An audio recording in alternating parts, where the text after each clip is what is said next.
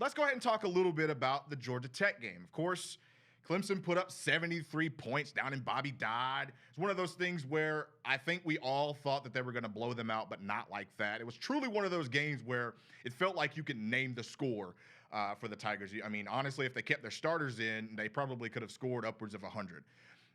But it was good to see a lot of different things. We saw a lot of depth. We saw Clemson's depth come out, specifically at quarterback. We found what I think should be our new third-string quarterback in Hunter Helms. People are upset and up in arms about Will Spires playing quarterback, but people don't understand that first and foremost, Will Spires was a high school quarterback, and he is our emergency quarterback. DJ Uyunglele did not play. He had some shoulder tightness, so obviously we had to put him in. And plus, Tyson Pumachan broke his non-throwing hand, so that's going to be a little bit of an issue, but we'll talk about that too. Overall, really good day. I thought that, if anything, the only problem that we had at one point was the secondary needing to wake up a little bit. We saw Jalen Camp come out early, get that long 50-plus yard touchdown pass from Jeff Sims. It looked like at that point, here we go, Georgia Tech. They're all on the sideline, doing their thing, right? And then if you fast forward, literally like 6 minutes later, Clemson's up by 1 million. So, I don't know, great game. Fax, did you find anything in this game that you really particularly like to see? The fact that we won by 60-plus points, that was pretty nice to see. But if we're specifying, Miles Murphy, absolute monster. And it's just one of those things where you have a kid come in like that as a freshman, and he's already making this noticeable impact on the field. He is all over the field in every single game Clemson has played. And Bressee's been great, but I would even go out on the limb and say Murphy has been better. Yeah, he has.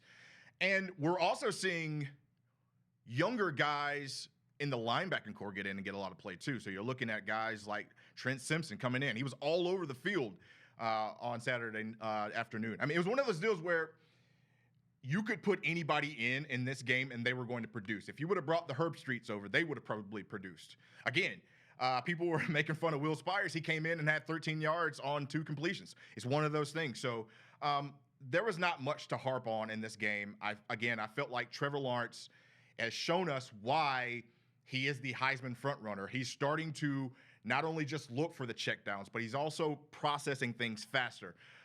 You saw other years where he would just rely kind of on his arm strength because he could make those things happen. But now he is one of those quarterbacks that's just everything slow motion to him, and he's finding everybody. At one point, he threw the ball to almost every guy that we had on the receiving core and tight end position outside of Braden Galloway. I don't think Braden got a catch in this game, but Davis Allen has been a revelation. I really like Davis Allen. He's one of those big, strong guys that can really move. He's catching the ball. It's opened up the middle of the field for Clemson. They're able to do more things. Tony Elliott has been impressing me in this game. The one thing I will say, and it has been an issue, and I know he caught a touchdown, but it's been bothering me for a couple of weeks, is Frank Ladson still dropping the ball. Something about that has been irking me. Especially now that you have Joe Ngata. We got some comments in the comment section. Clemson Carson comes in and says, "What up?" He asked, "Do we see Ngata making a big leap soon?" We had another question from John Sarian over on YouTube as well. He asked, "Is Ngata healthy? Abdominal muscles must really take time to fix."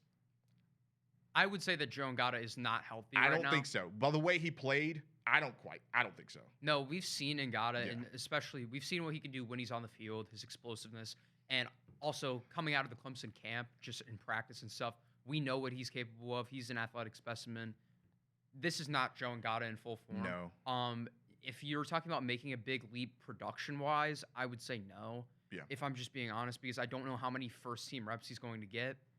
Maybe later in these games, you'll see him work his way back up to full health. But I do think he can still be a big contributor on this team later in the season. And there will be a time where we need Joe Ngata to step up and make a play, and I'm confident that he can make a play. Well, and now that you mentioned that, obviously I think we know the alpha dog on the receiving core is Amari Rodgers. He looks another level right now. His speed has gotten even faster. I don't even know how that's happening, especially with that torn ACL, but he looks much better. And then we also have some guys that are starting to step up now. Cornell Powell starting to play like a legit receiver. Brandon Spector even. Spector Boy coming out, killing it. I mean, he looks much faster than I thought he was. Of course, we knew he was in that 4.5 range, but he runs in the game. He has game speed, right? Yeah, we talk about that. We talk about that all the time, game speed. But and then you see a Joe getting confident now. He's starting to catch balls and stuff. And then Frank Ladson can put it together if he can consistently catch the football. I mean, he could be literally the most talented receiver that we have. He just can't do it. And I think the thing is, this might be a odd comment. I don't think he has natural receiver hands. Maybe not. He's like a basketball guy. And he's like, and you can tell he's so naturally gifted athletically, but his hands just aren't soft. He doesn't have those natural receiver hands. And it's obvious, even when he does catch a ball, you see Amari Rodgers, you see Brandon Spector, you see all these guys, they're coming down with the ball in stride. Ladson, even when he does come down with a catch, there's a lot of bobbling, a lot of juggling. He never really catches a clean ball, I feel like. Yeah. And that is actually super concerning going forward, that Ladson is at this point in his career, and if you're Trevor Lawrence, in the back of your head, you got to say, even if he's got to step on a guy, is he going to catch it if I throw this ball? And honestly, don't forget about E.J. Williams, another player that's coming out. Right now, I'm not saying Joseph's going to get buried, because he's clearly not going to get buried.